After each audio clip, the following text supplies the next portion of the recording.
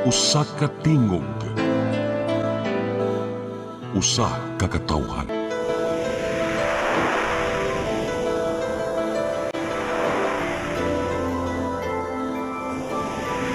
Cebu Catholic Television Network.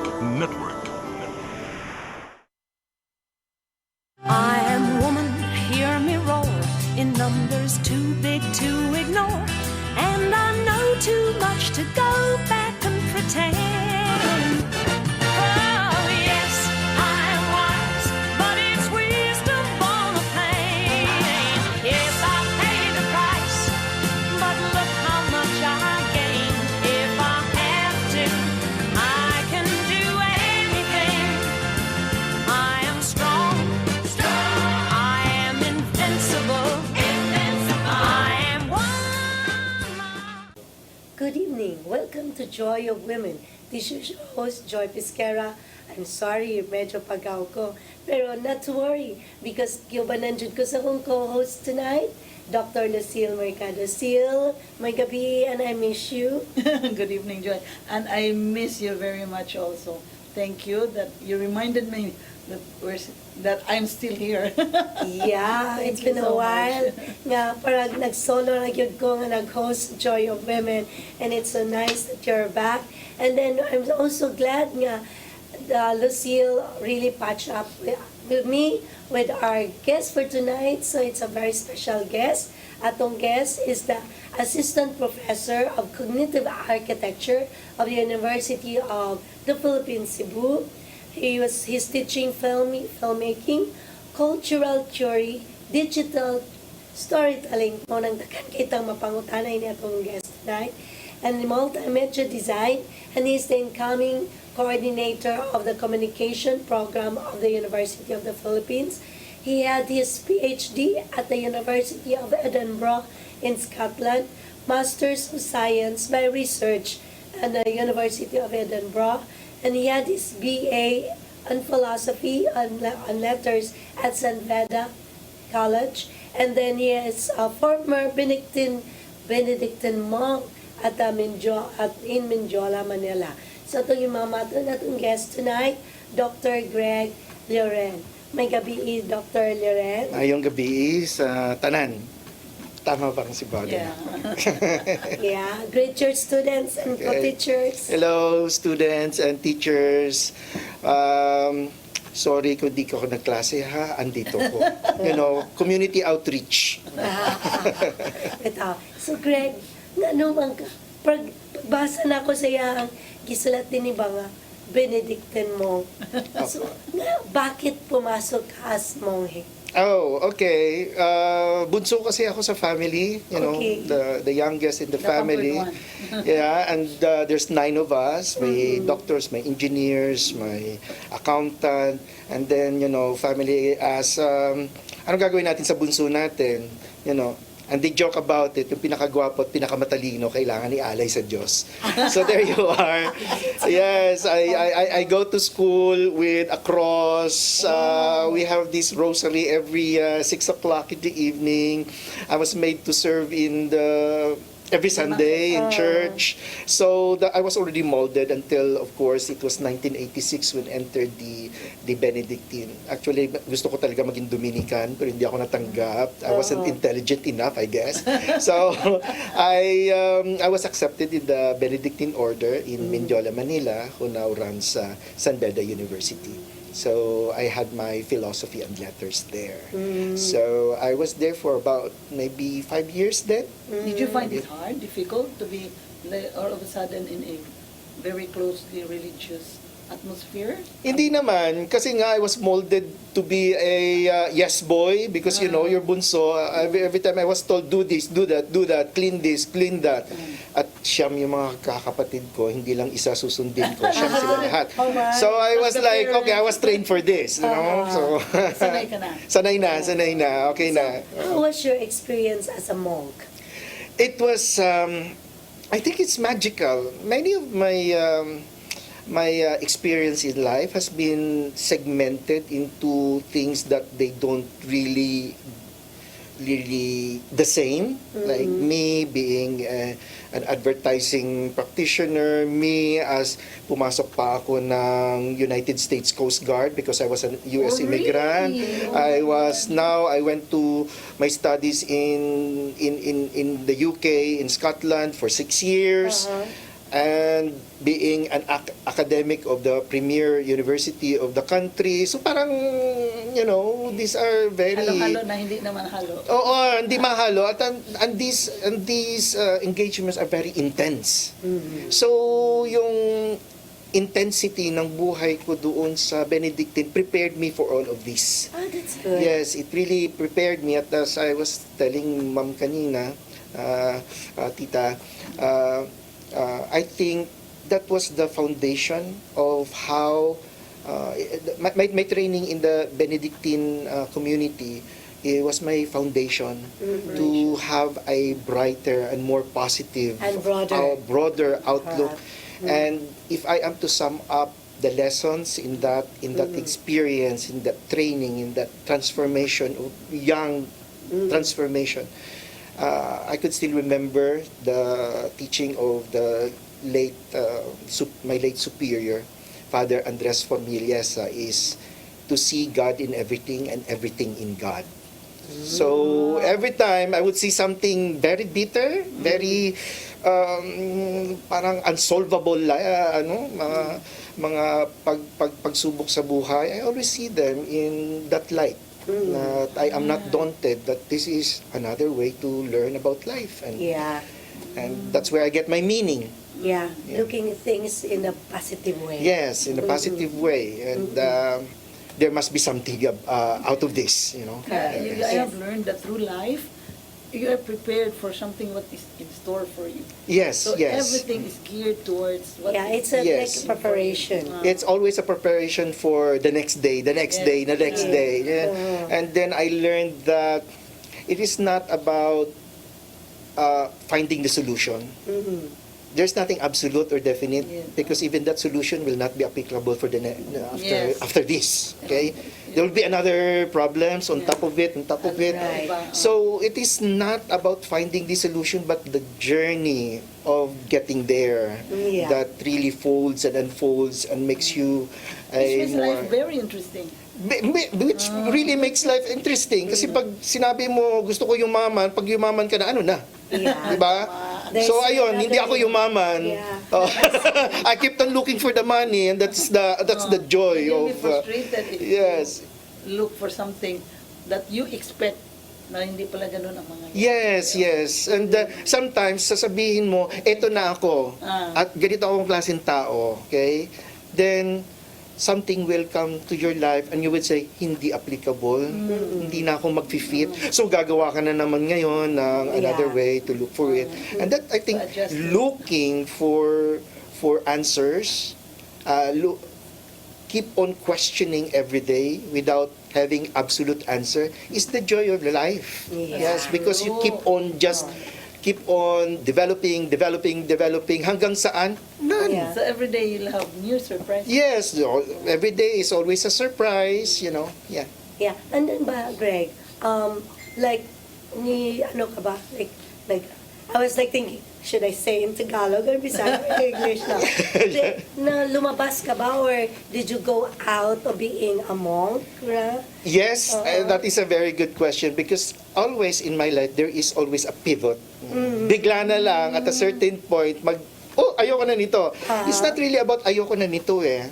It's about I think there is more to the other side. Why don't I take this So, like, learning you want and to explore and bring this learning there, test it. If it works, it works. That if it works and doesn't work, doesn't matter.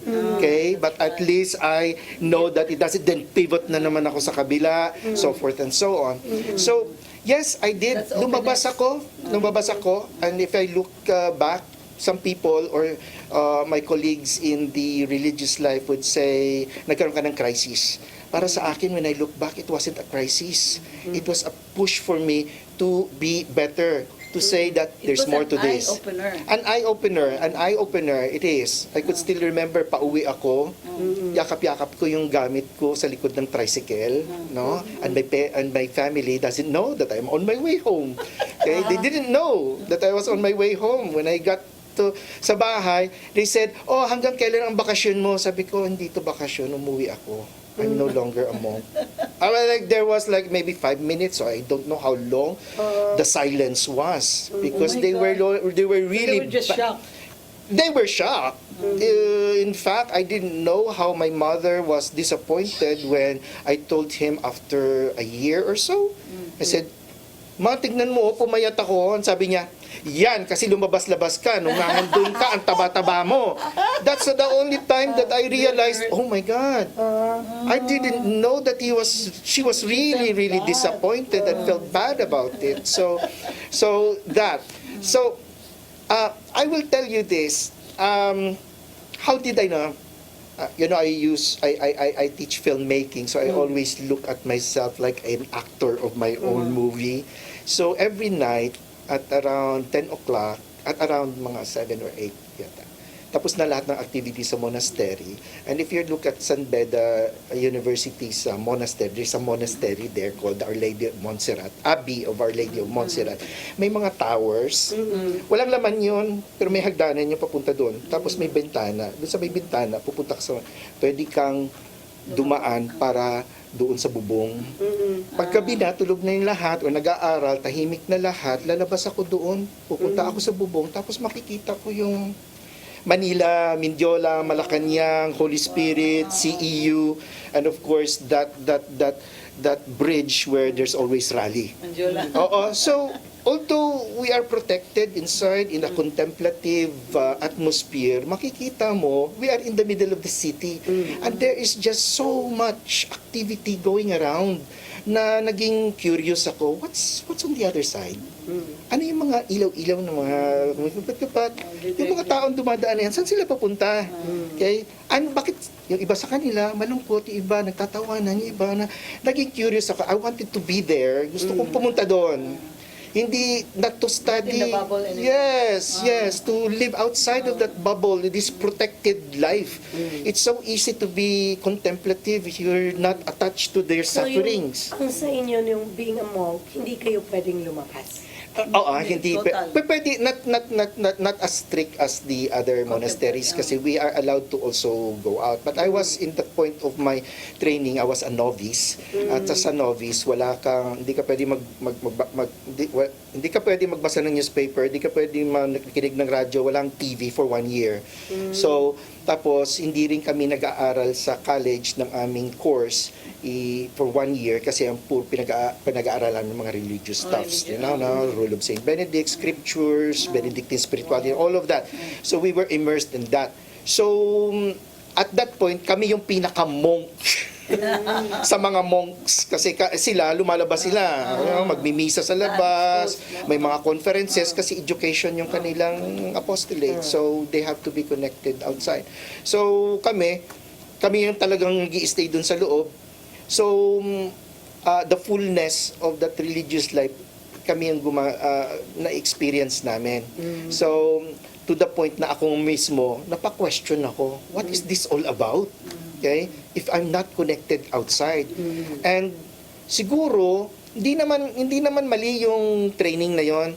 I was so young. I was so young na pumasok ako, wala pa talaga akong experience ng sinasabi ng tulad ng experience ng mga matured na. So naging in my young, Naging curious ka. naging curious ako. I wanted to know more. Okay? I want to have a foundation of why am I doing this. Yeah. Okay? If I'm going to pray for people's sufferings, I should suffer. So, yung mga ganong Correct. klaseng. Yes. Yeah. You cannot relate. Yeah, I cannot relate. Yeah. Every time magsasabi ko, salamat sa Diyos. Salamat talaga kasi masarap ang kinakain mo. Hindi ka sumasabit sa jeep. Hindi ka sumasakay ng tricycle. Hindi ka naglalakad sa ulan at saka sa baha. So I wanted to do that. I wanted to experience it. Experience Yes, life. yes. Yeah, because like maybe at that time you did not see it as the normal thing. Yes. That a normal, all people are Yes. Sheltered doing. ka kasi. Yes, Yeah. it was a very sheltered life. Mhm. Yes, yes. So after we went out, like you said, you like you finished your BA while you were still a monk, or after na naging After na, paglabas ko ng monk, I was, bumalik ako para, hindi, bumalik ka. College ka na? College ako noon. I was, I think, third year college when I was a monk. So, yung third year ko, tinigil. So, bumalik ako sa San Beda as a layman. I finished the 2 years, the next 2 years, philosophy and letters. Yeah. What I really wanted before that was to be in the medical field. Pero andun na ako eh, so tinapos ko na lang. And during that time, hindi ako makapag-enroll sa medicine proper kasi ang required 4 dapat years. science Yes, courses. Oo. Ngayon pwede na eh. Okay? anything. Ngayon pwede ka na mag pero at that time hindi. So tinapos ko na lang BA philosophy ko. And then at that time I was shaped into being an academic. Iba ako mag-isip, very intellectual. And so pinurso ko dapat maging professor, pero at that time being a professor and teaching is not that rewarding. not that financially rewarding. It's not can't give you economic stability. So hindi ako pumasok ako sa advertising. Yes. Oh, by the way, after that pala nag-migrate ako sa US. Yeah. But Yes. before we talk about your pag-migrate mo sa US, we'll pause muna for a short break. I am woman.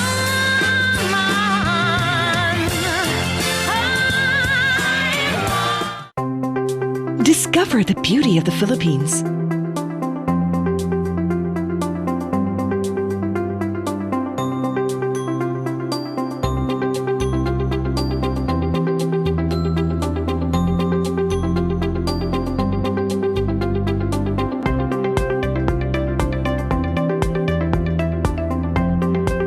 With Philippine Airlines, the country's flag carrier.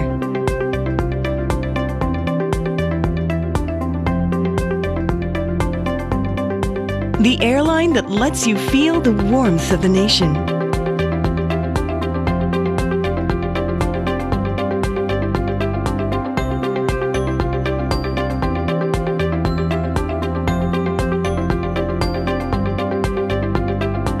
Mabuhay!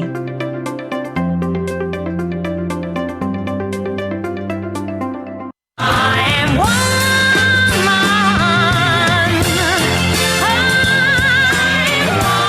Welcome back.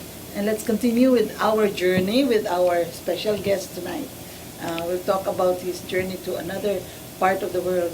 Yeah. Bitaw sil kay sa bago pang ni tune in, ang atong guest for night is Gregg Lloren, and we already talk about his journey as a monk, and then now, parang ganun, bakit ka pumunta ng US? Okay, so I went to the US because my mom was already an immigrant after my father died. So it has been a 10 years plan for the family to go there. So ayun, after ng college ko, when I completed, immediately I went to the US as an immigrant together with 2 other brothers.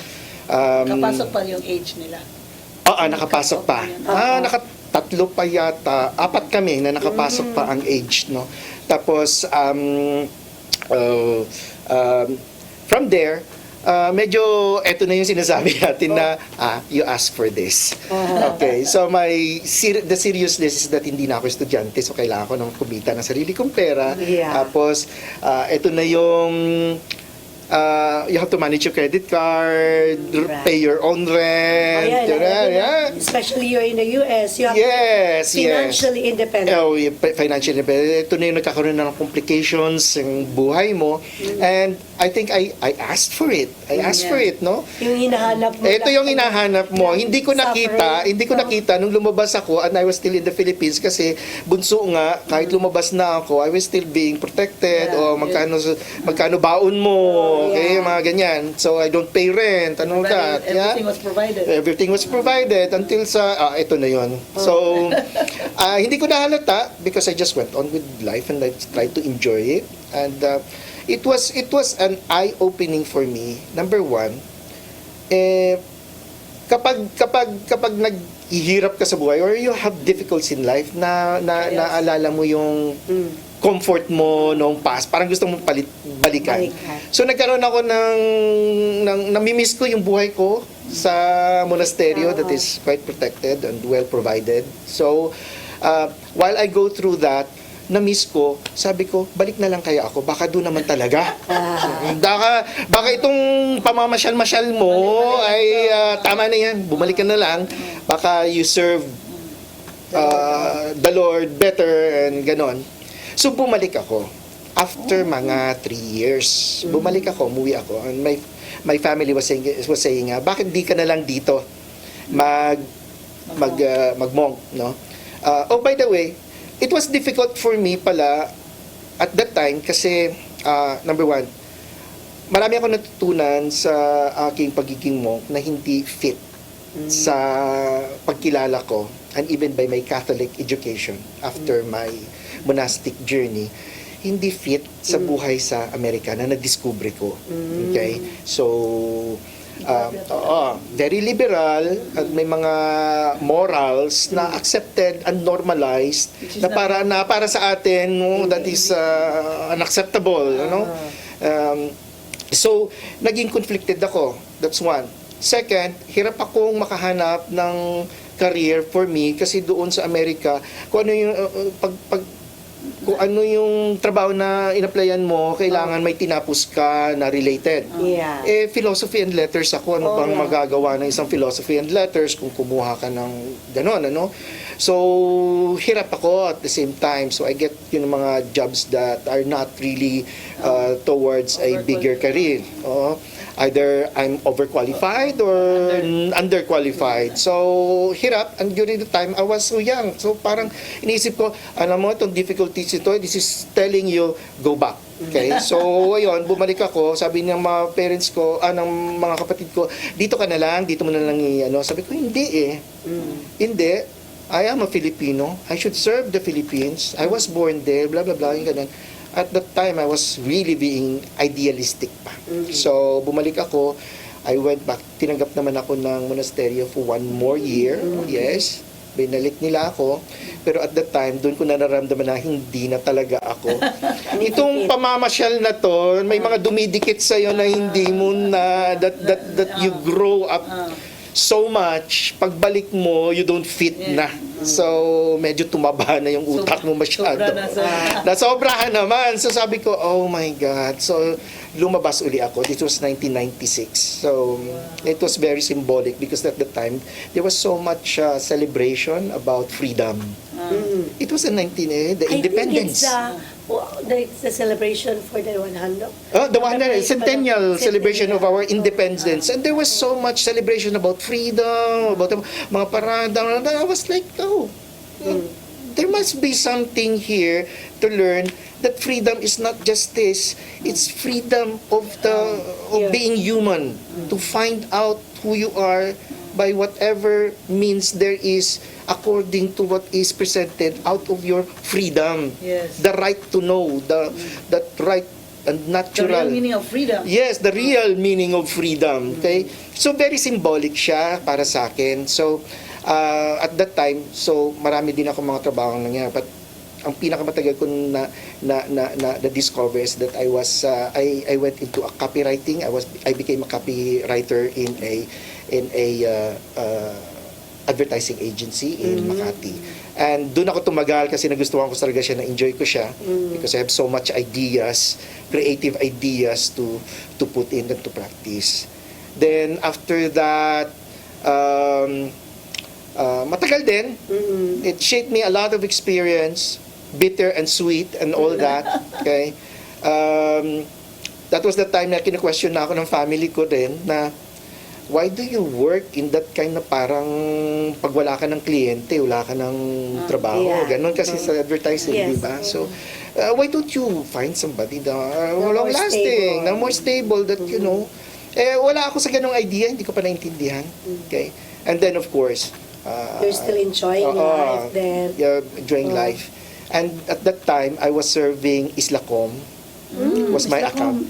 Islacom. Yeah, I don't know. Oh, you work in Islacom. Your building is there. That Yes. kulay green building in front of SMCT. Yeah. See, I was handling your, we were handling your special events.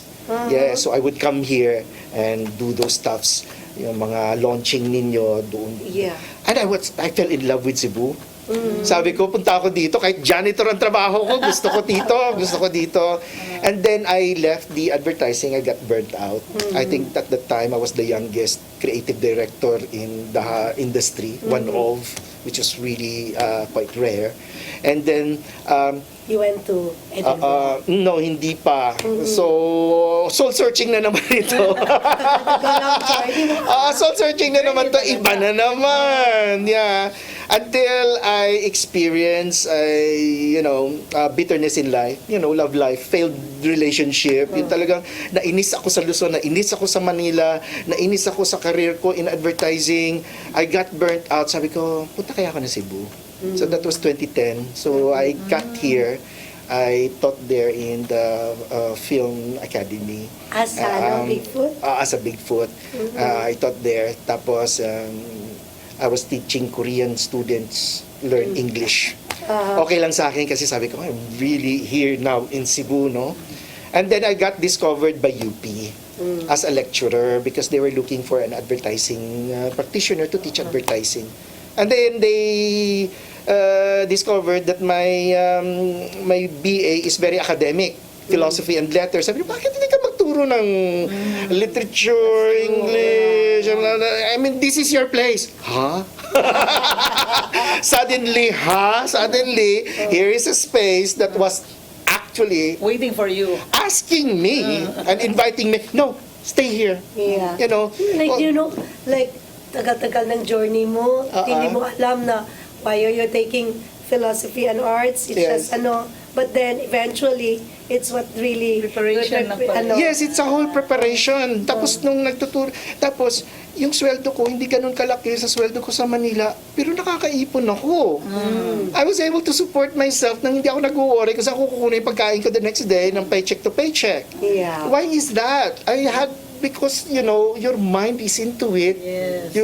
Stability does not come with economy. It first comes with the stability of the mind. Yeah, where the spirit, your soul is connected with everything. Right. And also, I was happy because people are so di lang friendly. They really embraced me like a family. So I was like Matagal ka na adopted dito sa Cebu? since 2010. Like Yes. 15 years? Yes, 2010. So, daga nakagbisaya na ibawaan. Dutay kay Ilonggo ko. So naambabang mga Nalito, words, yes. words na Just confused ko. similar. So every time I would use it, people say, Bisaya, Ilonggo ka, no?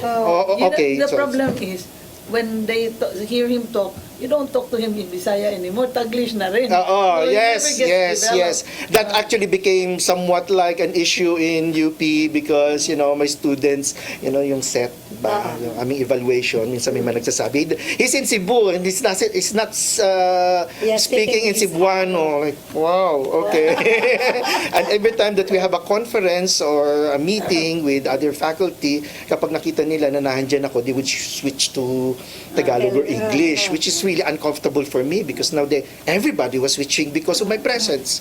So I'm trying to adjust with that. So kahit broken yung aking Cebuano, I try lang para lang to tell anyone that I can understand. I can fit in. Okay. Yeah. So yun ang nangyari, and then until I became permanent, and then UP sent me to Edinburgh. And you didn't entertain the idea anymore of leaving Cebu. No.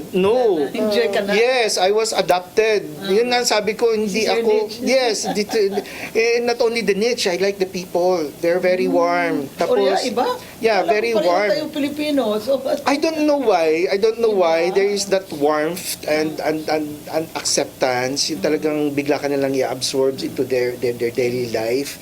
Unlike sa Manila, for because so example. busy kasi. Oo, yes, it's very westernized na yung buhay. Dito hindi, may pagka-provincial pa na pasok ka lang para ka kumain. You know?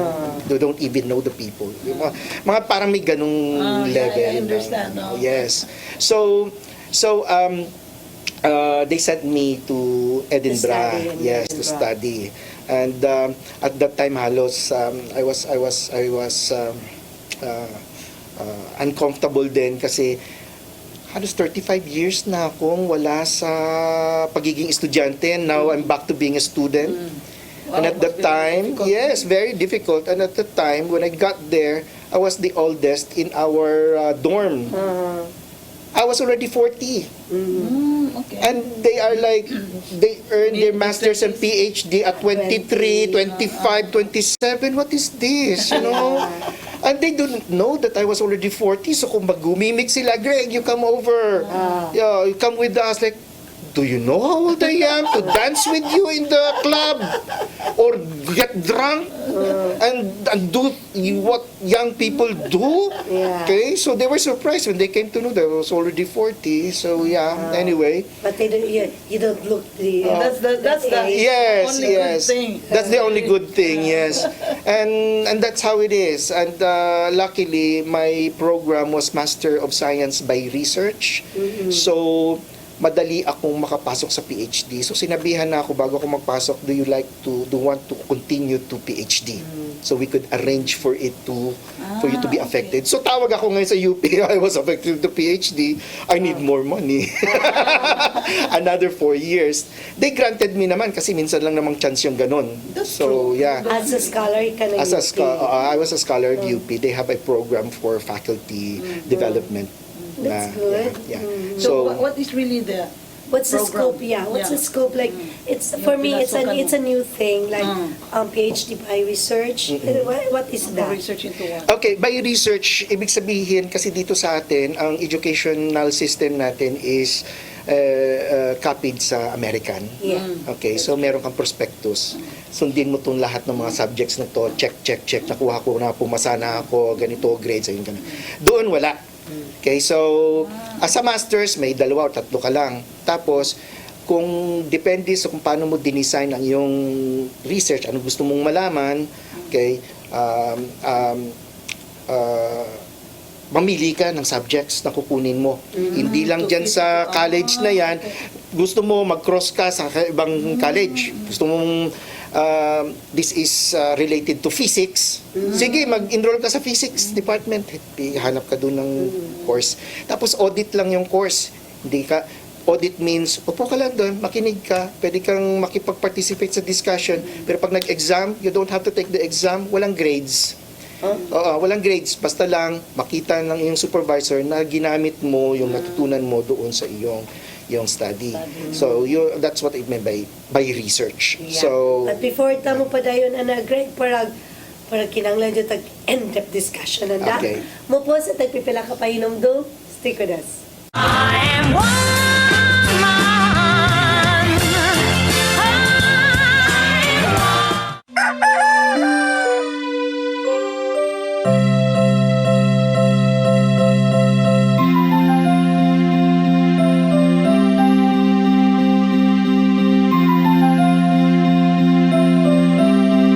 Ma, wala na ko'y dita, ma. Palud, ma.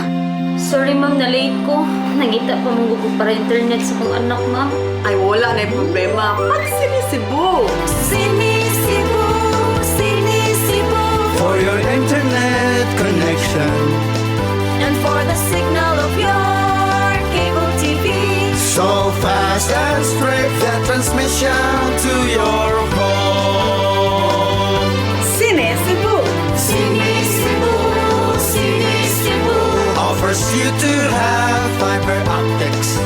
For your viewing experience, perfect and clear so far. So great and affordable for you to enjoy. Cine Cebu Television Network Incorporated offers fiber to the home broadband internet. Bundled with fiber to the home, cable TV connection. Cine Cebu Television Network Incorporated, with its operation in Metro Cebu and the whole province of Cebu soon. And affordable for you to enjoy. Cine Cebu. I am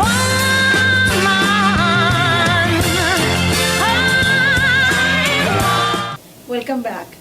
Ipadayon nato ang atong giistoryahan kaganina nga bahin aning lahi mga journey kung labi nato na sa laing country, and it's a study that is bag-o, very new, not yet known kay nato diri.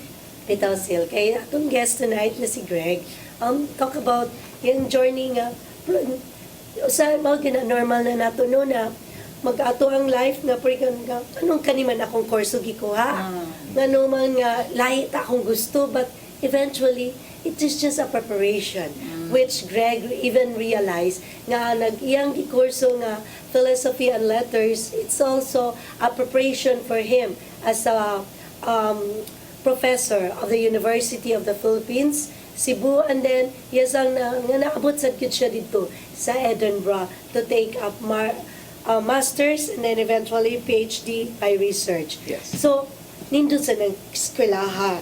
Greg, no nga, Kita pa magbuot. walang exam. Bitaw, kay, ako sa Greg, ako agad, it's really parang, I don't want to stagnate. Yes.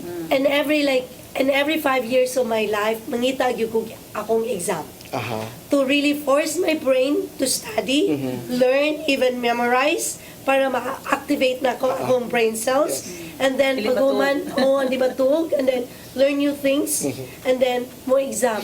Pero mas nindutingin ng why exam mo, Greg? Kay, pero karon ako, ikiapilan karon, I enrolled in Pwede-Catcher, and then, although nakabutang sa schedule that there will be an exam, but when I saw the materials that we have to read, oh my gosh, like voluminous documents, hunaw na ko, mahuman kanina ako in 3 weeks. So, mas ninduting ngayon ng Y exam. Meron din naman caveat yun. Okay. Kasi it asks so much responsibility on your part. Okay. What's nice about it is that they encourage you to make mistakes. Okay.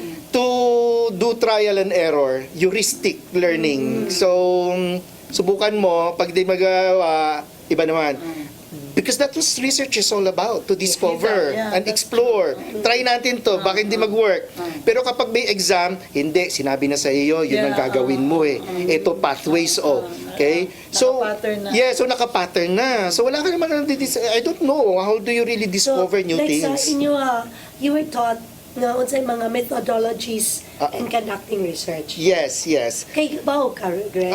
It's in our country, and it's good thing that you are into that because, in most countries, they invested so much in research. Yes. Yeah, they develop like what you call this R&D, research and development department, because that's why AI is coming. Yes. They have robotics, everything, because they have R&D. Yes. Tayo in the Philippines, we don't have that. We don't have that department even in our national government. In local governments, nothing also. And then, maybe also, nagkulang tayo na mag-guide natin in that particular aspect on research. Actually, the mindset lang siguro about research here in the Philippines is that we always, para tayong yung mga, how we raise our children, we tell you what to do. Okay? Ito, pathways. Ito lang gagawin mo. Huwag kang lalabas dyan. Okay? Ito na, may recommended na kaming framework. Just follow that. Pag hindi ka mag-follow that, bagsak ka. Wala na yung research. Oo, nawala na yung research. Anong research dito?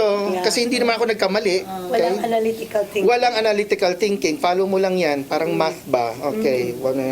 So, anyway, ganun na nangyari. So, it sits well with me because, again, I will look at my past. I'm always like that.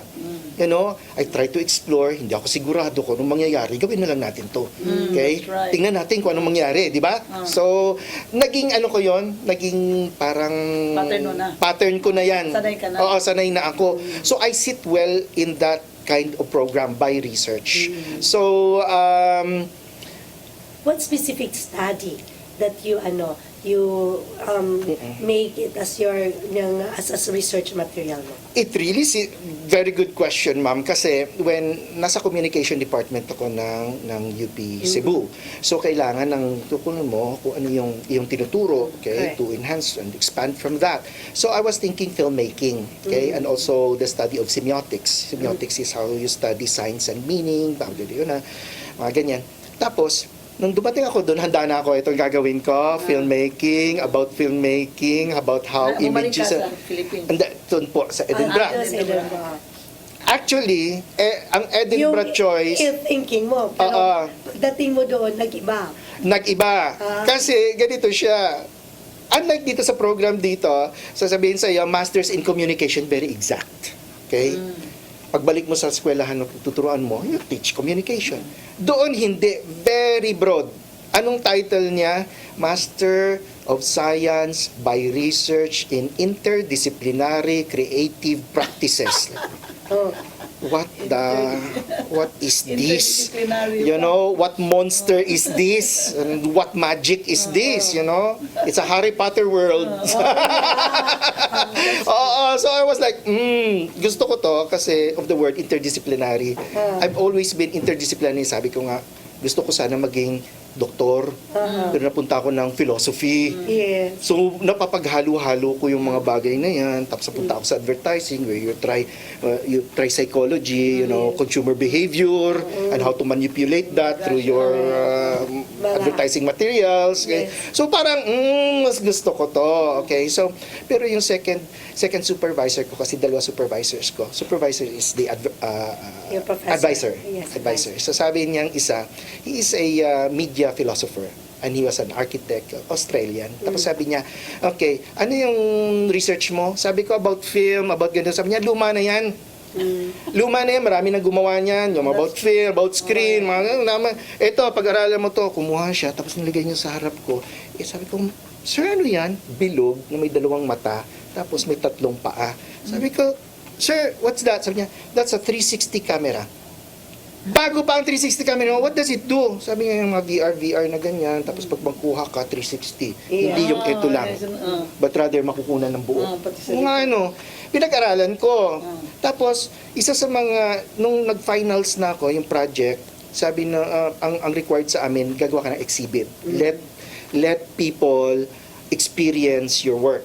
So, may ginawa akong project, kumuha ako ng mga 360 documentary sa isang port area ng Edinburgh.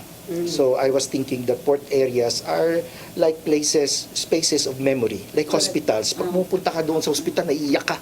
Okay? Intense yung mga emotion ng mga tao doon. Airport na goodbye, hello, dumating ka na, emotional intense. Yes, so I want these spaces to be documented. Ano ang kung bakit ang emotions natin nagbumubuhos kapag nandun tayo sa mga spaces na yon. So kinunan ko ng 360, tapos pag tinignan mo sa VR, makikita mo nandun ka. Tapos yung mga kinunan ko pa, ito kung mga sinauna pa, no, mga 18th, 19th century. Yes, nakapuot ka. Tapos nung nag-exhibit ako, ang daming tao na dumating. Merong isang matanda na siya. Turn out he's 80 years old. And hindi niya marinig yung boses. Can you volume? So, hindi ko na naasikaso yung iba na nag-exhibit. Siya na lang inasikaso ko. Nung matapos na siya, sabi ko, salamat naman. Kasi gusto pa niya paulit-ulit. Paulit-ulit niya. Sabi ko, 5 minutes lang yan. 30 minutes na si kuya doon. Si tatang. Tapos mamaya, lumapit siya sa akin. Sabi niya, did you make that? Sabi ko, yes sir. Tapos sabi niya, I was there 50 years ago. And I was like, oh my God. I have just created a world of the past and brought him there. Yes. So ito na ngayon. That's why maybe siguro na marami siyang questions. Yes. At kaya niya pinapaulit-ulit. Ayaw na niya umalis sa past. He wanted to experience it again. Again and again and again. They felt young. Yeah. Tapos, and yun na ang sabi ko, kasi tinatanong na ako ng supervisor, anong project mo sa PhD? Bago ka umalis, bago tumatapos, sabihin mo na sa akin para, kasi kung hindi ako interesado, wag na. Okay? So, sabi ko, alam ko na ang gagawin ko, VR for dementia patients. Okay? So that became a project in my PhD. I was using this virtual reality to conduct a memory Memory bank for those oh, who yes, for may those dementia. who already cannot remember, was difficulty remembering. So, That's a very nice yes, so world to go back to. yes, Them, not only to go back to, pero magkakaroon sila ng experience value. again. Magkakaroon sila ng value sa buhay kasi pag that's pag true. itong mga dementia patients, usually parang wala na kami. Wala na. Wala silang anchor sa past, sino ako? Ano ako ngayon? Sino ako bukas? Yeah. Wala silang ganon kasi yung tatlong yan ay nawawala. Okay? Pag nawala yung past, di mo makalaman ang yung present, wala kang picture ng future. Yeah. So they just stay and they get flustered. Yeah. They don't know where to anchor. So when you put them that in virtual reality, they bring to the past and dayon mag-ano kagad yung Yeah, to the magfo-fold ngayon sa present, present. Makikita nila ang sarili nila sa future. Correct. This could be a hallucination, this could be an illusion, but at least they, Yeah. all of a sudden, They that will feel- momentary, Yeah. That's realistic for them. yes, that very moment na mapangiti man lang siya, katulad nitong si Tatang na nagsabing, I lived there 50 years ago. Biglang, may value pa pala ang buhay. May value pa pala. At may mangyayari pa pala. Yes, na-remember pa. Not only remembering, nagkakaroon ka ng value at nakikita mo ngayon, ay, tomorrow itong gagawin ko. You know, nagkakaroon ka ng future. Yung present mo, nagkaka-value. So, ganon. And then, the problem with this is, katulad ng sinabi ko sa inyo kanina, ma'am, na hindi ako agree on how psychiatrists or neuropsychologists would define madness. Ano ba talaga ang madness? Okay? Like say, pasyente kita, sabihin ko, nasisiraan ka ng bait. Sino ka para magsabi sa akin na nasasiraan ako ng bait? Yeah, Nasiraan ka right. na ba ng bait? Yeah. Right? So, all of that are textbooks. All of that is taken from experience of others, but you did not experience that. And I think that madness is out of an experience. Hindi to katulad ng sugat, na lahat tayo nagkakasugat, alam Yeah. natin kung gaano kasakit, alam natin kung paano i-heal. Pero madness is very personal. Okay? Wait, Oo. hindi natin pwede na tayo nang putting ourselves in that position because it's far remote nga it will also happen to you. Yes, yes. Iba-iba yung experience ng tao. Yes, iba-iba yung experience, iba-iba ang background. It's very complicated to say na eto gamot inumin mo. As Correct. if it's a one solutions for everything. So I wanted to understand it, pero hindi ako mad. Hindi ako so how will I do this? How do you know you're not mad? Oh, yes. Actually, that is very philosophical question. We don't want to get in that. Maubos sa oras natin, ma'am. But at any rate, as if God, as I think, sabi ko, I think there is a God. Because I was asking for it again. Remember my past, ayan ka, gusto mo kung paano mag-suffer, kung ano, how difficult buhay. Sige, eto siya. So, eto na naman, nangyari ang pandemic. Oh yeah. Nangyari ang pandemic, hindi ako makapag-experiment sa mga matatanda because of social restrictions. Hindi Yes. ako makapag-travel dito kasi hindi ako makapag-experiment. Meron ako laboratory in collaboration with doctors, medical doctors, dyan sa PGH sa Manila. So I have a laboratory there to design this VR and have it experienced by dementia patients and cerebral palsy. Nasama na yung cerebral palsy. So at that point, hindi ko matest. So, sira yung aking research. Hindi ko alam ang gagawin. Idagdag mo na yung ating uncertainty about the pandemic. Ano nangyari sa Pilipinas? Di ako makauwi. 2 hours lang kami pinapayagan lumabas. Wala kaming klase. Kahit mo pa sabihin na research, sarado ang university. Yun talagang, I am so lost. I have nobody and I am a stranger in a strange land. Okay? Yung mga kasamahan ko, nag-COV-an, they have a family there. Ako wala, naiwan ako. Yung buong corridor ko, ako lang nakatira. Oh my gosh. So, and this is a very old 19th century building. Are you sure you're not the only soul? Yes, exactly. So all of these, they all piled up, and then I felt something mentally na hindi ko alam kung ano. At hindi rin ako makapagkonsulta kasi sarado ng mga ospital. Okay? So, mga clinics. So, I was later on diagnosed with PPSD. It's post-pandemic stress disorder. It's like PTSD, you know, you get traumatized by the experience of that event. So, I think this is now my opportunity to say, gusto mo maging mad? Now Hear it? Now you're hearing it. Yes. Yeah. Instead of me being afraid of it, I embraced it. It was so difficult because I could not write. You know, my supervisors all of a sudden said, bakit ganitong sentence mo? Kahaba ng parang sa buong paragraph. At paulit-ulit, ikot-ikot, yan, nahihilo ako kababasa. Anong nangyayari sa'yo? So I told him, and then what he said, kasi we're studying technology, and the mind, sabi niya, you have the position now to really have an experiential way of knowing these things and understanding this. Use AI. Huh? Am I allowed to do that? Sabihin mo sa panel mo, sinabi ko, approve ko, at sabihin mo sa kanila, you're studying emerging technologies. This is an emerging technology. For you to understand how it helps the mind, you have to ride it. Yeah. Yes. But before we continue, Doc Lloren, mapos at tagpipila ka pahinumdum, stick with us. I am woman.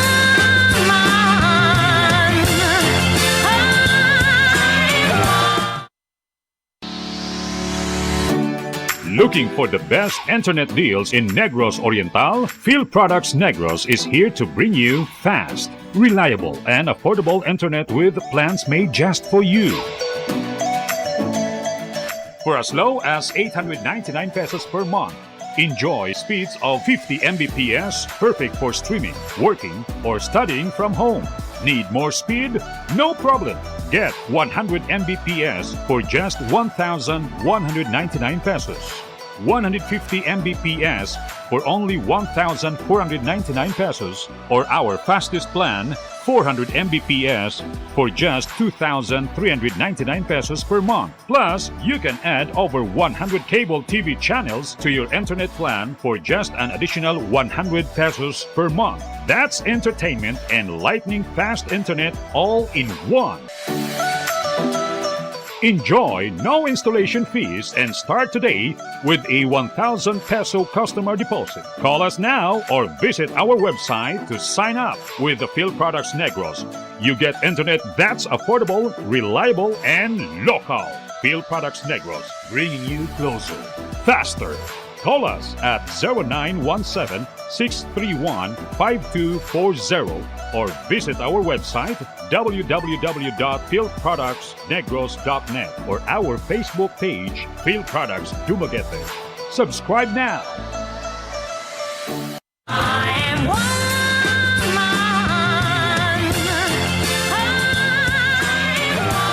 Welcome back. Karon mo abot na ang topic nga murag ka ng interesting because daghan ang nag-istorya pero wa ta kibaw tanan. Mo nang gitawag nila AI. Yes, Sil. But before kita talk about AI, magpasalamat sa tong technical team, ang ato ang TOC operators, Inday Lopez, ug si Raymart Mirasol, switcher Brian Incorporado, cameraman Nilo Cabarles, editor Mabel Brigoli, ug ang atong makeup artist Ferdy Katubay. Kinsa pa itong pasalamatan, Sil? Magpasalamatan ni Tatay Dudong ug ni Nanay Dayan ug ang atong bag-ong arsobispo nga mao na spiritual guide nato karon si Archbishop Abet. Yes. Oo. And then, Sil, parang nindot ka itong topic ba nga, parang hala, AI, gamay na lang kayo, last segment tata, pero di na ito ni sayangon ang opportunity, Sil. We'll talk more about how the AI would be able to help you in that particular aspect. Okay, so at that time, nakita ko na yung path ng aking research is about cognitive science that we don't have here in this country. Walang cognitive science. So it's a combination of AI studies, psychology, philosophy, linguistics. All of that combined together with to understand how the mind works. So one of the paradigms of it is that our mind is not here in the brain. It is the body, the brain, and the environment. Pag nag-work sila all together, yung mind mag-work. So That's why it's cognitive. yes, it's cognitive. It's not about cells and mass and materials, That's why when we matter. study, it should be in an environment that our body Yes, accepts. yes, it balances our body and then our brain. Alam mo na, okay? Pag na-stress ka, magbakasyon ka, punta ka sa beach, and Correct. then your mind will reconfigure, Rejuvenate. rejuvenate. So, in that case, AI is part of our mind because it's there in the environment. It scaffolds our cognitive processes. So, for a while, tinry ko siya, akala ko, ano lang niya, what you call, proofread or editing lang kasi mga sentences pakiayos, masyadong mahaba, i-organize mo. Hindi lang yon. Habang binabasa ko kung paano niya nire-reconfigure yung aking magulong kasi yung paragraph is a picture of what you have in your mind. Correct. Okay? Hindi siya magulo. It just so happened that the mind is so active na natataranta siya. So pag sinulat mo ganyan, sabay-sabay yung thoughts, Tapos organisms. marami kang nasusulat na yung hindi mo alam na napasok mo na pala yun. Yes, napasok mo na pala yun, pero you're absorbing so much knowledge, you cannot handle it because, we are limited in our way of expression. So the AI now reorganizes it. At hindi ko lang, ang proofreading, oo, yun yung ginawa niya. Pero para sa akin, nagkaroon ng extension yung mind ko for another module na magulo to, ayusin mo, boom. Ito siya. So, it's actually what AI is doing, na-discover ko, is that it is a scaffold. It's a scaffold. Like, pag gumagawa ka ng bahay, may mga scaffoldings ka, tapos tatanggalin mo na, voila, you have a house. Okay? So, that's what AI, yes. Pino-format ng AI yung gulo mo into something that is my form, my organization, and all that. Wow. Yes, and That's a very nice way of putting AI, no? Yes, Because yes, we get so yes. scared of AI Yes. with all these movies. No? Yeah. It's Yes. something na our enemy or gonna yes, control. ito lang ang nakita ko, no? Kasi siyempre I'm preaching now AI. I have become the AI expert in in the university. So every time there are conferences on AI, they ask me to go na. Okay? I am not a programmer of AI, although I am now shaping some systems to better it in a way. Pero ang pinipreach ko dyan is hindi ito about knowing the way people are afraid of AI kasi baka i-take over tayo. Yeah, kaya Correct. Yes. Sabi ko hindi. Kaya kayo takot sa AI kasi pinapakita that the humanity is evil. Okay? Nakikita mo itong mga robot na to, pag tinitest niya, tapos sinisipa nila. Sabi ko, kaya naman pala, takot tayo, na i-take over nila tayo, kasi the first thing that we show them is aggression. Yeah. Okay? And AI is about us. Kung takot ka sa AI, Reflection takot lang yan. ka sa sarili mo. It's like, tingin ko rin, it's what you inputted in the AI system. Para siyang Yes. mirror of It's- our human it's- being. It's a mirror of our human being. And also, we come back to the point na this is our child. Yeah. Why don't you teach it values, teach it morals, teach it how to love and what life is all about. Pero, Doc Lloren, daghan pag kita kay may mga questions ninyo. I think still, we really need We have more to invite him episodes again. Yeah. with Dr. Lloren kay naubos na gyud atong oras. Any message to our televiewers? Well, if I am going to sum it up into 3 things, I always end my lectures with my students. What is the answer to the most sublime of questions? What is the meaning of life? And para sa akin, the meaning of life is connectedness to ourselves through others towards the connection to the sublime. And in other words, connection to the divine. Yes. Yeah. And then thank you very much for joining us. Yeah, for the whole hour, and I'm pretty sure ang atong televiewers enjoyed our discussion. Then magpasalamat sa ninyo tanan sa pag-uban kanamo with our discussion with Dr. Gregg Lloren nga parang nindot yun kaayo nga daghantang pagtulunan nga nakuha. Sil, unsay atong i-message sa atong televiewers? Atong isamap nga ang atong connectedness is connected to our Supreme Being. Thank you. See you next week. Bye. Woman, hear me roar in numbers too big to ignore. And I know too much to go back and pretend.